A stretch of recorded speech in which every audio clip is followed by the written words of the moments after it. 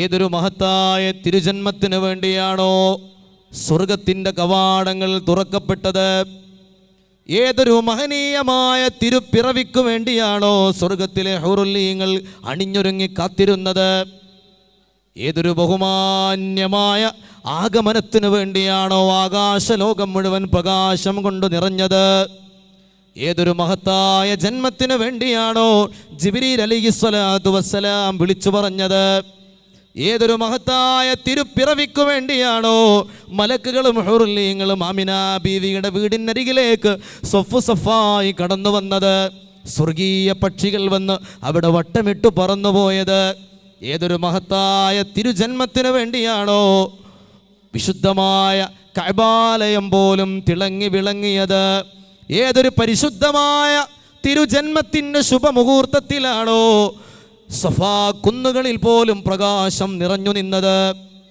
ഏതൊരു മഹത്തായ കുഞ്ഞിനു ജന്മം നൽകുമ്പോഴാണോ കിലോമീറ്ററുകൾക്ക് അകലെയുള്ള ബുസറ നഗരത്തിൽ കൊട്ടാരങ്ങൾ പോലും വ്യക്തമായി കാണും വിധം മക്കാ നഗരത്തിലൊരു പ്രകാശം ഇങ്ങനെ ജ്വലിച്ചു നിന്നത്, ഏതൊരു മഹത്തായ ചരിത്ര മുഹൂർത്തത്തിലാണോ കിസ്റ ചക്രവർത്തിയുടെ കൊട്ടാരം ഇടിഞ്ഞു പൊളിഞ്ഞു വീണത്, എന്താണ് സംഭവിക്കുന്നത് എന്ന് പോലും അറിയാതെ കൊട്ടാരത്തിലെ പ്രഭുക്കന്മാർ നാവിറങ്ങിപ്പോയി അന്താളിച്ചു നിന്നത്, ഏതൊരു മഹത്തായ ജന്മത്തിനു വേണ്ടിയാണോ സാവാ തടാകം വറ്റി വരണ്ടുപോയത്, ബിംബങ്ങൾ തലകുത്തി വീണത്, സർവരാജാക്കന്മാരുടെയും സിംഹാസനങ്ങൾ കീഴ്മേൽ മറിഞ്ഞുപോയത്, ഏതൊരു മഹത്തായ രാത്രിയിലാണോ 2000 വർഷം കെടാതെ കത്തിക്കൊണ്ടിരുന്ന പേർഷ്യക്കാരുടെ തീ അണഞ്ഞുപോയത്, ഏതൊരു പവിത്രമായ തിരുരാത്രിയിലാണോ ജിന്നുകൾ പരക്കം പാഞ്ഞ് ഓടിയൊളിച്ചത്,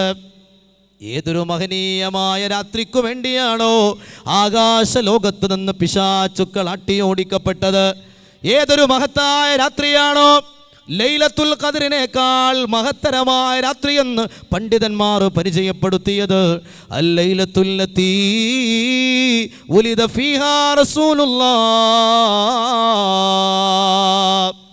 ഹുബ്ബുൻ നബിയാലെ സ്വർഗത്തിൽ നിന്ന് ഹുറാനികൾ പാടി പാറിച്ചെന്ന്, ഹുബ്ബുൻ നബിയാലെ സ്വർഗത്തിൽ നിന്ന് ഹുറാനികൾ പാടി പാറിച്ചെന്ന്, ഹൗലുൽ കൗസറിനാറാട്ടമെന്ന് ഹംദും സുഗന്ധങ്ങൾ ഫിർദൗസിന്ന്, ഹൗലുൽ കൗസറിനാറാട്ടമെന്ന് ഹംദും സുഗന്ധങ്ങൾ ഫിർദൗസിന്ന്, അഹദായ തമ്പുരാനാദ്യം പടച്ചുള്ള അംബിയ രാജാ മുഹമ്മദ്, ആദം മുതൽ ഒളിവ് മുർസൽകളിൽ തന്നെ ആമിന പെറ്റ മുഹമ്മദ്. അപ്പോൾ മൂസാ നബി അലൈഹിസ്സലാത്തു വസ്സലാമിൻ്റെ ജന്മത്തെക്കുറിച്ച് നമ്മൾ പറഞ്ഞു, ഈസാ നബിയുടെ ജന്മത്തെക്കുറിച്ച് പറഞ്ഞു, ഇബ്രാഹിം നബിയുടെ ജന്മത്തെക്കുറിച്ച് പറഞ്ഞു. എന്നാൽ മുത്തുനബി സല്ലല്ലാഹു അലൈഹി വസല്ലം തങ്ങളുടെ ജന്മത്തെക്കുറിച്ച് നമ്മൾ സാധാരണയായി പാരായണം ചെയ്യാറുള്ള മങ്കൂസ് മൗലിദിൽ എന്തൊക്കെയാണ് പറയുന്നത്?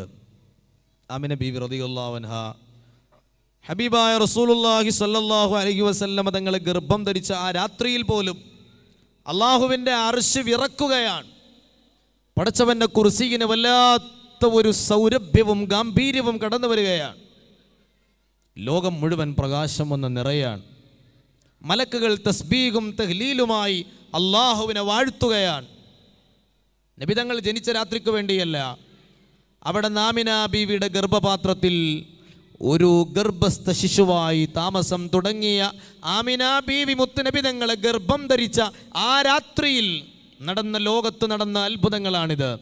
പിന്നെ ഓരോ മാസം കഴിയുമ്പോഴും മലക്കുകളും അമ്പിയാക്കളും ആമിന ബീവിയുടെ സ്വപ്നത്തിൽ വന്ന് ജനിക്കാൻ പോകുന്ന കുഞ്ഞിനെക്കുറിച്ച് വളരെ വളരെ സന്തോഷകരമായ വർത്തമാനങ്ങൾ പറഞ്ഞുകൊണ്ടിരിക്കുകയാണ്. അല്ലയോ ബീവി, ഈ ഭൂമിയിലെ ഏറ്റവും സൗഭാഗ്യവതിയായ മാതാവ് നിങ്ങളാണ്. നിങ്ങളുടെ ഉദരത്തിൽ വളരുന്നത് ലോകമൊന്നടങ്കം കാത്തിരിക്കുന്ന പൊന്നോമന പുത്രനാണ്. റബീഉൽ അവ്വൽ കടന്നു വന്നപ്പോൾ ആകാശവും ഭൂമിയും പ്രകാശം കൊണ്ട് നിറഞ്ഞു. ഓരോ ദിവസങ്ങൾ കഴിയും തോറും ആമിന ബീവിയുടെ മനസ്സിൽ വല്ലാത്ത സന്തോഷം അണപൊട്ടുകയാണ്. ആത്മീയമായ ആനന്ദലഹരിയിൽ ആമിന ബീവി ലയിച്ചിരിക്കുകയാണ്. പരിശുദ്ധമായ റബീഉൽ അവ്വൽ 12 രാത്രിയിൽ ആമിന ബീവി ഉറങ്ങാത്ത രാത്രി. പൂർണ്ണഗർഭിണിയായ ആമിന ബീവി റളിയല്ലാഹു അൻഹ മുത്തുനബി തങ്ങളുടെ ജന്മത്തിനു വേണ്ടി കാത്തിരുന്ന ആ പരിശുദ്ധമായ രാത്രി, മക്ക നഗരം ഉറങ്ങാത്ത രാത്രി, മക്കയിലെ ഓരോ ചെറുപുഷ്പങ്ങൾ പോലും തിരുഹബീബിന് സുഗന്ധം വിടർത്താൻ കാത്തിരുന്ന രാത്രി. ആ രാത്രിയിൽ ശാന്തമായ മക്ക നഗരത്തെ തഴുകിത്തലോടി കടന്നുപോയ മന്ദമാരുതൻ പോലും ഹബീബിൻ്റെ പൂമേനിയെ മുത്തിമണക്കാൻ ആഗ്രഹിച്ച് ആമിന ബീവിയുടെ വീടിന് ചുറ്റും ഇങ്ങനെ പരിരംഭണം ചെയ്ത രാത്രി. സഹർ കാ വഖ്ത് താ മാസൂം കലിയാ മുസ്കുരാती थी, हवाए खैर मकदम की तराने गुनगुनाती थी. अभी जिबरील भी उतरे न था काबे की मिंबर से, कि इतने में सदा आई है अब्दुल्लाह की घर से. मुबारक हो मोहम्मद मुस्तफ़ा तशरीफ ले आए, मुबारक हो मोहम्मद मुस्तफ़ा तशरीफ ले आए.